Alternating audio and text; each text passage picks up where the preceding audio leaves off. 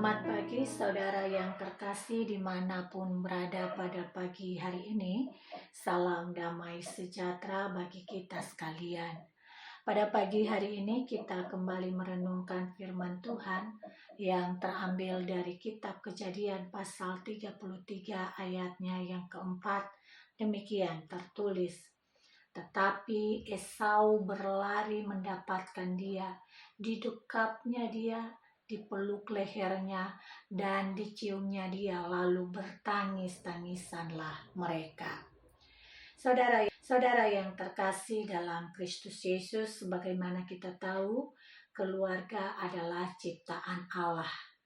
Sejak awal, Allah merancangkan dan membentuk keluarga agar menjadi berkat dan seluruh bumi penuh dengan kemuliaannya.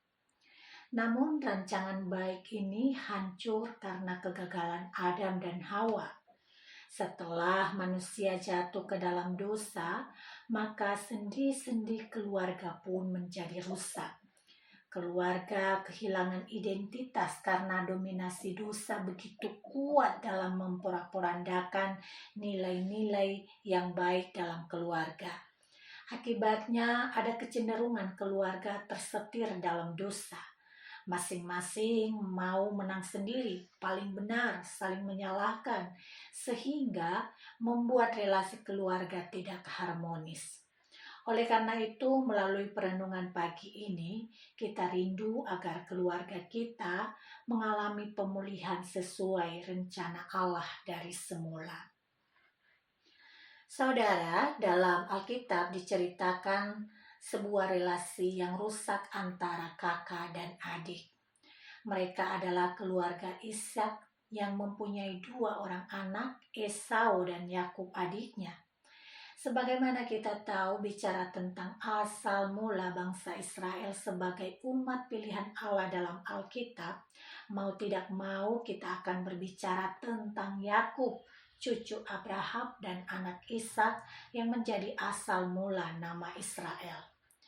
Saudara, Yakub yang adalah Israel ini sejak lahir sudah mencari gara-gara dengan saudaranya sendiri. Saat lahir, tangan Yakub memegang tumit Esau kakaknya. Bahkan dia dinamai Yakub karena memang tingkahnya memegang tumit kakaknya, sebuah lambang kelicikan, suka mengalahkan dengan cara-cara yang sangat manipulatif. Dari sini sudah dapat kita duga bahwa perjalanan hidupnya sangat dipenuhi konflik.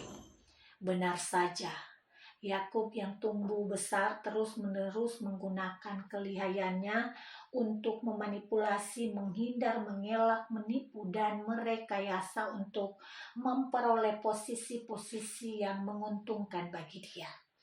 2 kali dia menipu Esau kakaknya sendiri untuk memperoleh privilege, keistimewaan yang sebenarnya itu hak kakaknya Esau. Pertama, Yakub telah berhasil membeli hak kesulungan milik kakaknya seharga semangkok kacang merah. Kedua, dengan cara yang licik, Yakub telah menyerobot berkat yang seharusnya menjadi milik kakaknya Esau. Yakub, sang adik, telah mengkhianati kakaknya, mengkhianati dalam kondisi dan dalam keadaan yang sangat manipulatif.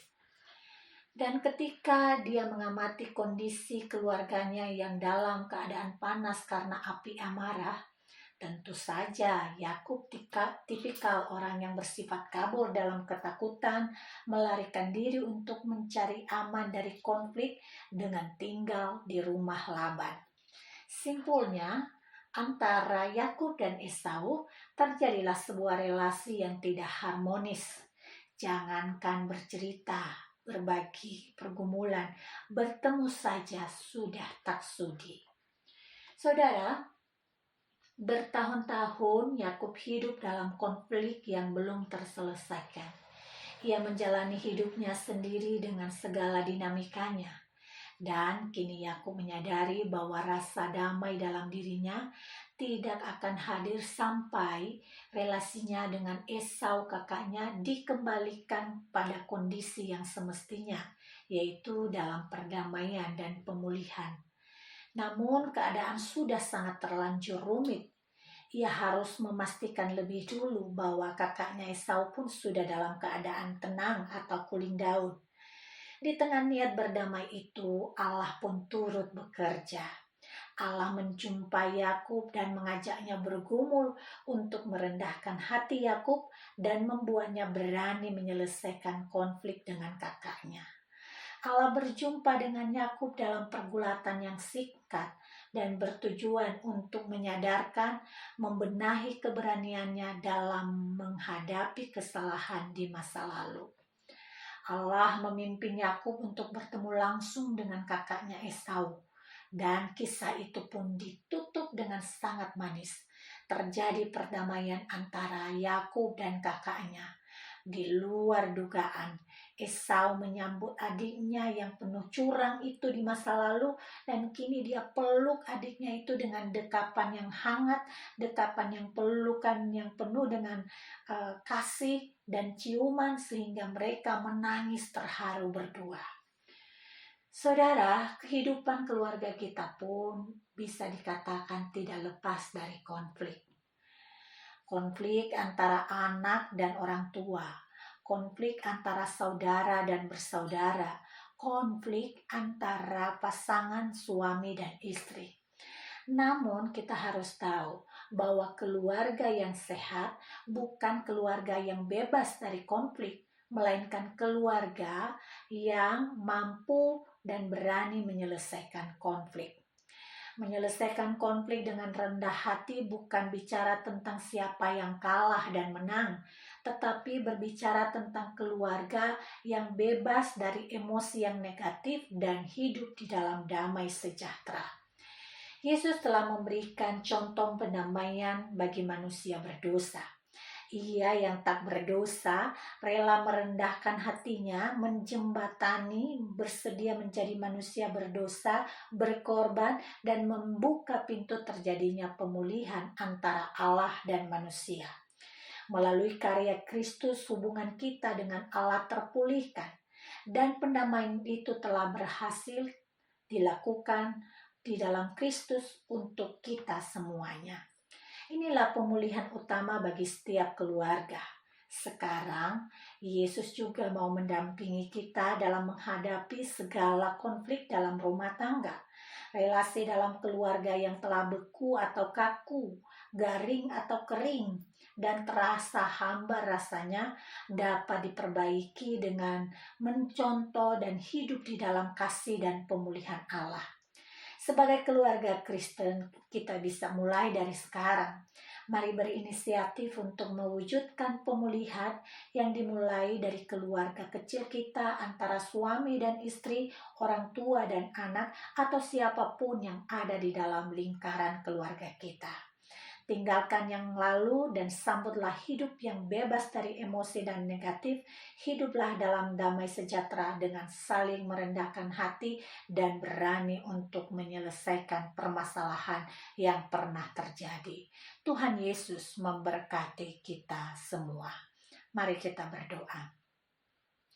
Bapa yang baik, terima kasih di pagi hari ini kami bersyukur disegarkan kembali dengan firman-Mu. Kami mengakui bahwa dalam pertemuan kami, dalam relasi kami dengan sesama, termasuk orang-orang yang inti dalam keluarga kami sering terjadi kesalahpahaman, salah pengertian, bahkan konflik yang berujung pada kemarahan. Tuhan tolong kami agar kami berani dan rendah hati dalam menyelesaikan berbagai konflik, sehingga kami menempatkan kasih Kristus hidup di tengah-tengah keluarga kami, dan kami menghidupi keluarga yang sebagaimana Allah rancangkan dari semula. Biarlah keluarga kami hidup dalam damai sejahtera, saling tolong-menolong, saling melengkapi dalam kekurangan, dan kami merasakan surga di tengah-tengah dunia ini melalui kehidupan berumah tangga. Ini doa kami Bapa. Kami bersyukur untuk keluarga yang Tuhan hadirkan bagi kami, dan kami bersyukur untuk perjalanan yang telah terbentuk, dan kami memohon biar Allah terus menguatkan dan memberi hikmat dalam hubungan selanjutnya. Di dalam tangan-Mu kami berdoa. Amin.